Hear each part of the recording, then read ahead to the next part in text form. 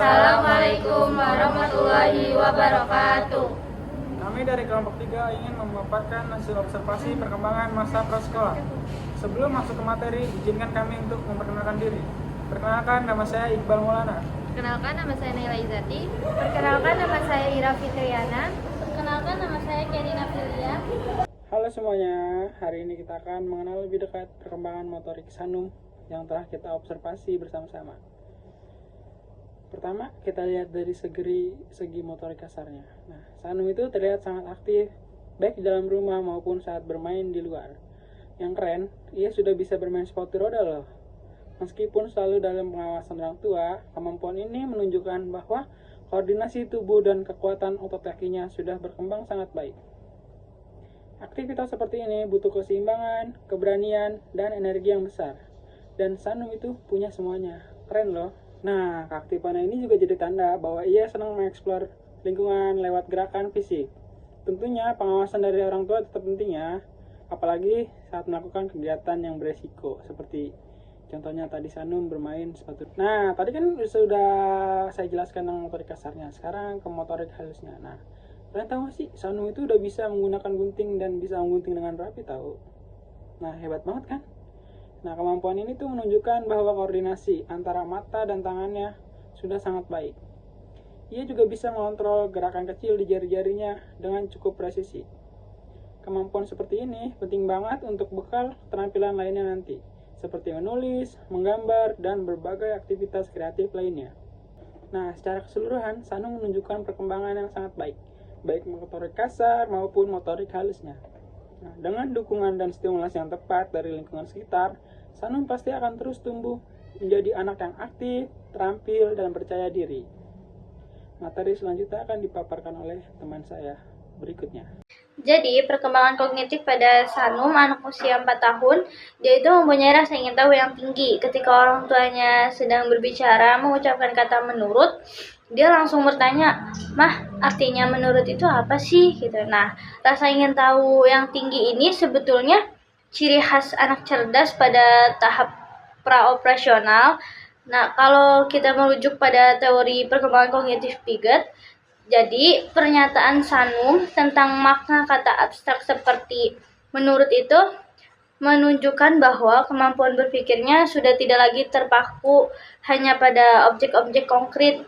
Dia itu sudah mulai masuk ke fase di mana dia bisa memahami konsep dan bahasa yang lebih rumit.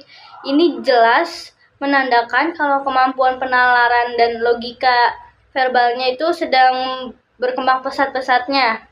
Dia tuh aktif sekali membangun pemahamannya tentang dunia ini melalui pernyataan-pernyataan yang diajukan. Selanjutnya, perkembangan bahasa. Di dalam perkembangan bahasa ini, Sanum memiliki kosakata yang luas. Hal ini didukung oleh cara anak belajar dan berpikir. Anak yang suka bertanya tentang arti kata biasanya mempunyai banyak kata yang ia ketahui dan bisa menggunakan bahasa dengan baik. Pada usia 4 tahun, anak umumnya sudah bisa berbicara dalam kalimat yang terdiri dari 4-5 kata atau mungkin bisa lebih. Contoh kalimat yang Sanum katakan yaitu saat ia meminta minum. Sanum berkata, "Mama, Sanum ingin minum, tolong ambilkan airnya." Dari kalimat tersebut menunjukkan bahwa Sanum sudah bisa membuat kalimat yang jelas dan sesuai dengan apa yang ingin Sanum katakan. Dari kalimat tersebut juga berarti Sanum bisa mengembangkan kosakata dengan baik. Selanjutnya, perkembangan sosial dan emosional yang mencakup 3 aspek. Yang pertama ada interaksi sosial, yang kedua ada ekspresi dan pengelolaan emosi, serta yang ketiga empati dan pemahaman perasaan orang lain. Dari pengamatan, Sanum menunjukkan keterampilan sosial yang proaktif dalam berinteraksi dengan teman sebayanya, sering berinisiatif mengajak bermain dan berbagi. Contohnya, ketika ia memiliki mainan, ia mengajak temannya untuk bermain bersamanya. Lalu dalam hal emosi, ia diekspresikan dengan rasa bangganya. Dengan rasa bangga, contohnya ketika ia mampu mengerjakan soal yang diberikan oleh orang tuanya, ia mampu mengerjakannya dengan pemahamannya dengan baik. Ketika soalnya sudah selesai, ia tersenyum bahwa ia berhasil mengerjakan dengan pemahaman dirinya. Selanjutnya ada pemahaman akan rasa bersalah. Contohnya ketika ia mengambil sebuah mainan milik adiknya, kemudian adiknya itu menangis karena itu mainan miliknya. Kemudian Sanum itu diam sejenak. Dia berpikir bahwa dia itu bersalah dan ia mendekati adiknya untuk meminta maaf kepadanya, dan ia mengakui kesalahannya yang ia perbuat.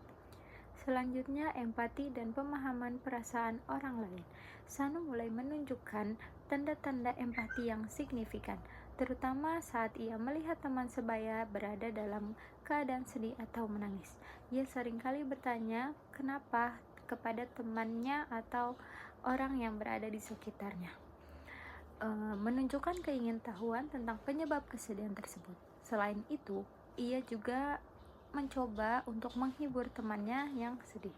Hal ini mengindikasikan bahwa Sanum mulai menyadari dan merespon orang lain, sebuah langkah penting dalam perkembangan kecerdasan emosional dan sosialnya di masa prasekolah. Selanjutnya ada perkembangan moral. Pada perkembangan moral ini, Sanum terbiasa mengucapkan tolong, maaf, dan terima kasih dalam interaksi sehari-hari. Kebiasaan ini dibentuk oleh pengajaran dan contoh dari orang tua di rumah. Perilaku Sanum mencerminkan perkembangan moral pada tahap prakonvensional sebagaimana dijelaskan oleh Laurence Colbert dalam teori perkembangan moralnya. Pada tahap ini, anak-anak cenderung memahami benar dan salah berdasarkan konsekuensi eksternal seperti mendapatkan pujian atau teguran dan mengikuti aturan yang ditetapkan oleh figur otoritas seperti guru atau orang tua. Sanum juga menunjukkan bahwa ia telah menerima nilai-nilai kesopanan sebagai sesuatu yang penting dan layak diikuti karena diajarkan secara konsisten oleh orang tua. Penggunaan kata-kata seperti tolong, maaf, dan terima kasih bukan hanya sebagai simbol kesopanan saja, tetapi juga merupakan indikator adanya proses internalisasi nilai. Dengan pengulangan dan pembiasaan dari yang konsisten, ucapan tersebut tidak lagi bersifat mekanis, tetapi menjadi bagian dari karakter moral Sanum. Hal ini menunjukkan bahwa nilai-nilai moral mulai tertanam secara mendalam dan membentuk kebiasaan yang positif. Kebiasaan ini merupakan fondasi penting untuk perkembangan moral ke tahap konvensional, di mana anak mulai memahami pentingnya norma sosial dan aturan sebagai bentuk menjaga keharmonisan dalam bermasyarakat. Sanum berpotensi berkembang menjadi individu yang memiliki kesadaran moral tinggi karena telah dibekali dengan nilai-nilai dasar sejak dini.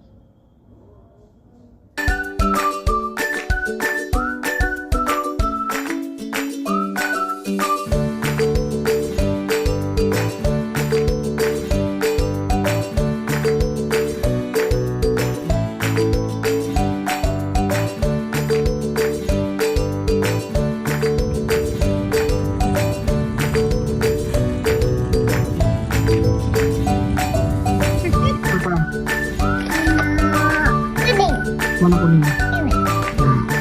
Terus? Warna pink. Ya, terus? Warna ungu. Terus? Warna ini. Apa itu? Ini ayam. Tetot. Tetot. Tetot. Ya, Tetot. ya. Warna apa itu? Warna kuning. Ya. Warna apa? Warna ayam. Ya. Salah. Tetot. Tetot.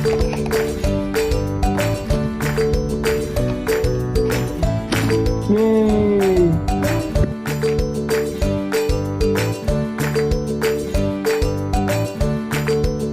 Sekian hasil pemaparan dari kelompok kami. Kurang lebihnya mohon maaf. Wassalamualaikum warahmatullahi wabarakatuh.